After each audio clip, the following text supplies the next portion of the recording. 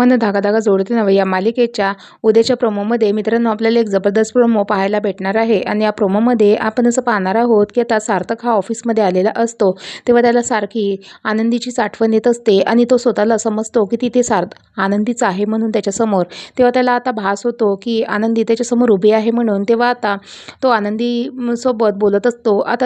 आता आनंदी त्याच्यासमोर येऊन उभी राहते आणि म्हणते की सर ह्या रेश्मा मॅडमनी फाईल पाठवल्या होत्या त्यामुळे मी या फाईल तुम्हाला इथे आणून द्यायला आलेले आहे. तेव्हा आता सार्थक आता आनंदी आपल्यासमोर बघून त्याला खूपच आनंद होतो आणि तो आता आनंदीला म्हणत असतो की मिस आनंदी तुम्ही इथे आले आहे आणि मला खूपच आनंद झालेले आहे आणि एवढं सर्व झाल्याच्या नंतर मला असं वाटलं नाही की तुम्ही इथे याल म्हणून.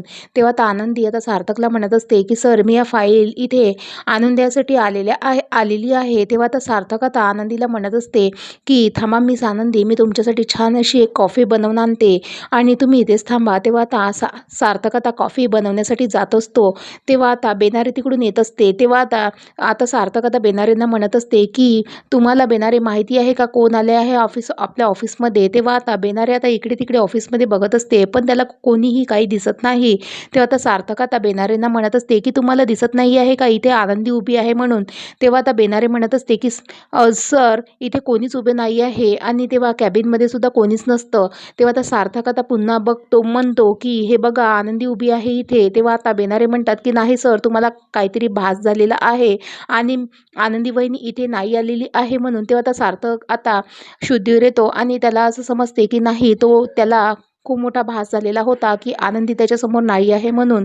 तेव्हा आता आनंदी आपल्यासमोर नाही आहे म्हणून खूपच त्याला वाईट वाटत असते. आता इकडे मालती आणि अन्नाच्या घरी आता वृंदा आलेली असते आणि ती बाहेर खूप मोठमोठ्याने आरडाओरड करत असते. तेव्हा आता मालती अन्ना आणि आनंदी आता बाहेर निघून बघते. तेव्हा आता वृंदा आता बाहेर आलेली असते आणि आता म्हणते की मी आनंदीचं इथे सामान देण्यासाठी आलेली आहे आणि ती आता वृंदा आता आनंदीला म्हणत असते की तू घरातून निघून गेली तेव्हा राधाजक्ष्यांच्या घरातून निघाली तेव्हा तू तुझं सामान सर्व काही तू आमच्याच घरी सोडून आलेली आहे आणि आता जेव्हा तू इथे कायमचीच आलेली आहे तेव्हा आता तू तिथे पायसुद्धा द्यायचा नाही आणि मी तुझं हे सगळं काही सामान इथे तुला परत देण्यासाठी आलेली आहे. तेव्हा आता हे आनंदीला बघून खूपच वाईट वाटत असते. आता मालती आता वृंदाचे खूपच हात वगैरे जोडत असते पण आता वृंदा आता मालतीला म्हणत असते की माझ्या वगैरे हात काही तुम्ही जोडू नका, नाही पायासुद्धा लागू नका आणि आता तुमची मुलगी ही तुमच्याच घरी राहणार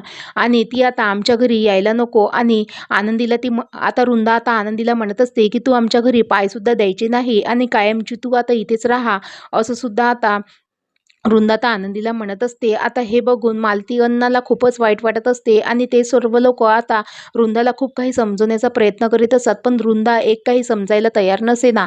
आता मित्रांनो आता येणाऱ्या भागामध्ये पुढे नक्की काय होईल आता जेव्हा सार्थकला तर जर माहीत झाले की वृंदा आता मालती अण्णांच्या घरी आता ती गेल्यावर तिने असा तमाशा केला तेव्हा सार्थक आता वृंदाला काय म्हणणार हे पाहणं आता रंजकच असणार आहे. तर बघत राहा मन धागा जोडते ना. व्हिडिओ आवडला असेल तर लाईक करा. धन्यवाद.